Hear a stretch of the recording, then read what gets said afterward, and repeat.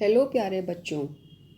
इस वीडियो में क्लास 5 की इंग्लिश बुक रेनबो का lesson 1 don't give up poem का रेसिटेशन यानी कि सस्वर पाठ, एक्सप्लेनेशन यानी कि पूरा अर्थ और बैक एक्सरसाइज आपको समझाई जाएंगी। इस पोएम को किसने लिखा है यह नहीं पता है, इसलिए एनोनिमस लिखा है यानी कि अज्ञात। तो चलिए रेसिटेशन से शुरू करते हैं। बच्चों ध्यान से सुनिए, पोएम याद कीजिए और साथ गाने की कोशिश कीजिए। If you keep on going and never stop, you can keep on going, you can make it to the top. If you keep on going and never stop, you can keep on going, you can make it to the top. Life is full of mountains, some are big and some are small.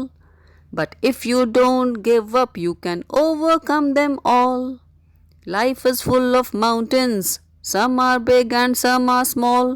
But if you don't give up, you can overcome them all. So keep on going, try not to stop. When you keep on going, you can make it to the top. So keep on going, try not to stop. When you keep on going, you can make it to the top. You can make it to the top. So keep on going. बच्चों अब हम इस poem का explanation करेंगे यानी कि इसका अर्थ समझेंगे। तो चलिए समझते हैं। If you keep on going and never stop, you can keep on going, you can make it to the top. अगर आप चलते रहेंगे, if you keep on going, अगर आप चलते रहेंगे, एंड नेवर स्टॉप, और कभी रुकेंगे नहीं, कभी नहीं रुकते हैं बीच में। You can keep on going, अगर आप लगातार बिना रुके चल सकते हैं। You can make it to the top, तो आप सबसे ऊपर पहुंच सकते हैं। तो जो पोएट हैं वो बच्चों से कह रहे हैं कि आपने अपनी लाइफ में अगर कुछ गोल बना रखा है और आप उसकी तरफ लगातार बढ़ते रहते हैं, प्रयास जारी रखते हैं, अपना ध्यान आपका यहाँ वहाँ नहीं भटकता है, तो आप एक ना एक दिन अपने गोल को अचीव कर लेंगे। इसको इंग्लिश में ऐसे समझ सकते हैं, the poet is saying if you continuously try to achieve your goal without stopping, you can definitely achieve it. Life is full of mountains, some are big and some are small. But if you don't give up, you can overcome them all. Life is full of mountains. Life, जिंदगी, जीवन, is full of mountains. मतलब mountains, पहाड़ रूपी कठिनाइयों, मुश्किलों, चुनौतियों से भरा पड़ा है जीवन। Some are big and some are small, कुछ बड़ी हैं कठिनाइयाँ, मुश्किलें, और कुछ छोटी हैं। But if you don't give up, लेकिन अगर आप हार नहीं मानते हैं, कठिनाइयों से नहीं डरते हैं, you can overcome them all, तो आप सब कठिनाइयों, मुश्किलों या चुनौतियों का सामना कर सकते हैं, उनका पार पा सकते हैं। ठीक है बच्चों, तो आपको अपने जीवन में रोज़ प्रतिदिन हर तरीके की मुश्किलों का सामना करना पड़ेगा। छोटी भी हो सकती है, बड़ी भी हो सकती है, लेकिन आप उससे डरें नहीं, उससे हार ना माने, उसका डटकर मुकाबला करें और अपने प्रयास जारी रखें। तो आप हर तरीके की चुनौती, हर तरीके की मुश्किल को पार कर सकते हैं। इसको इंग्लिश में आप ऐसे एक्सप्लेन कर सकते हैं, the poet is telling the children that you will face all kind of difficulties, hardships and challenges in life. These can be big or small, but if you don't fear, If you don't give up, if you face them boldly, you can overcome them easily. Okay बच्चों, next stanza देखते हैं. So keep on going, try not to stop. When you keep on going, you can make it to the top.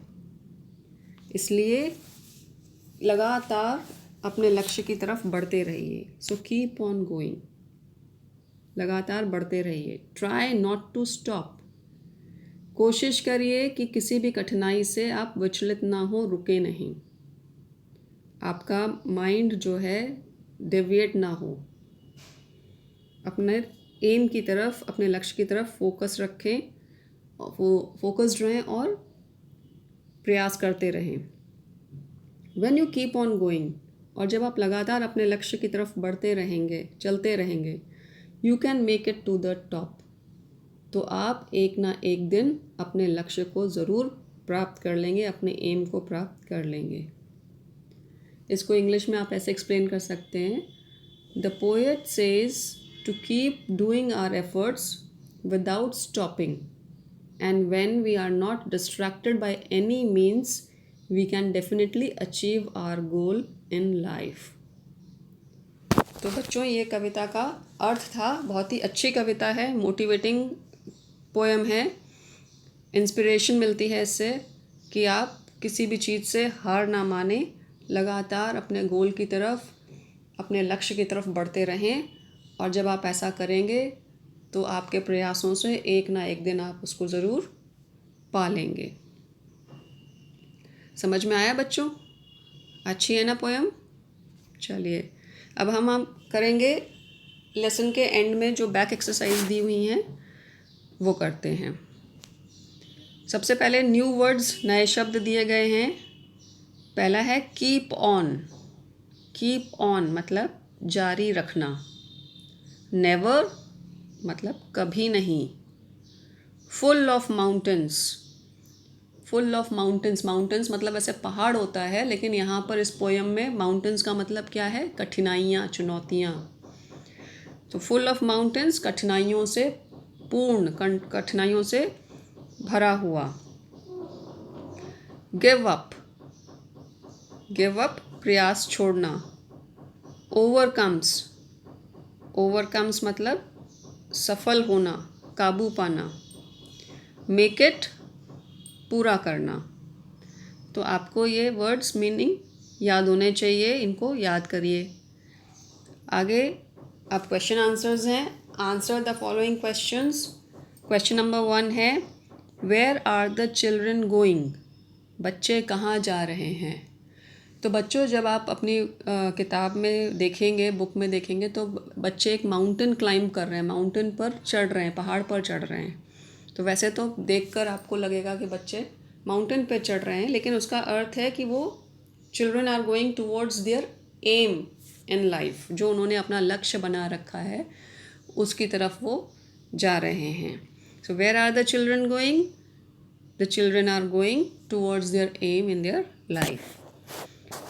Question 2, what does the word mountain mean in the poem?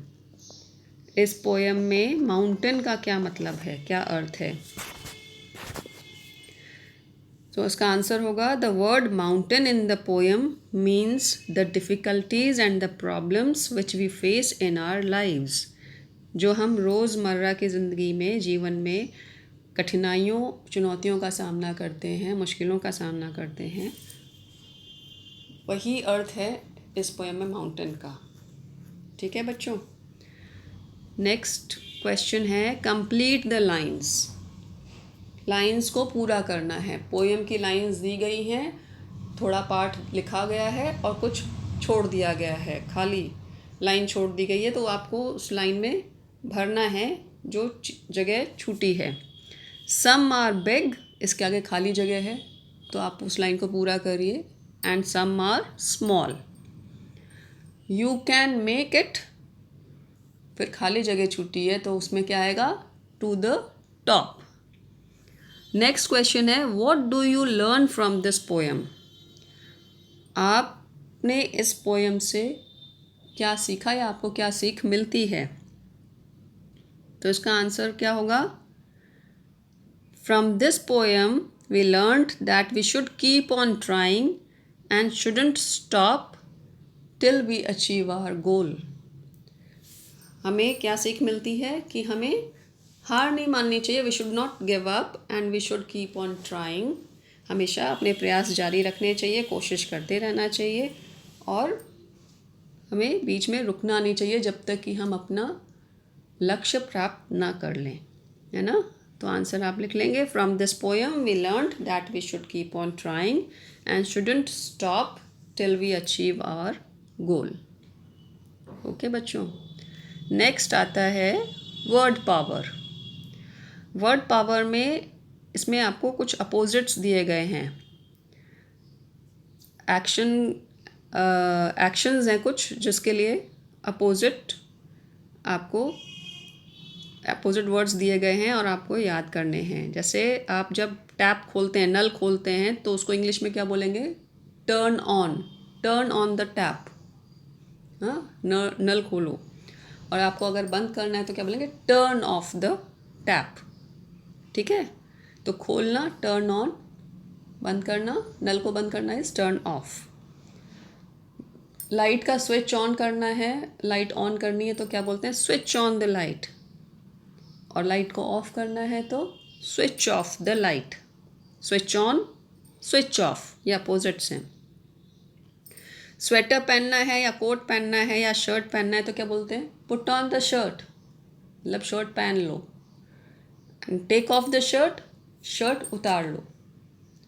ठीक है, put on, take off, opposite words हैं। Then light the match box, light the match stick, मतलब माचिस को जलाओ। माचिस की तीली होती है ना, उसको जब जलाना होता है तो क्या बोलते हैं? लाइट द मैच स्टिक, मतलब जलाना। एंड बुझाने के लिए क्या करेंगे कि माचिस को बुझा, तीली को बुझा दो।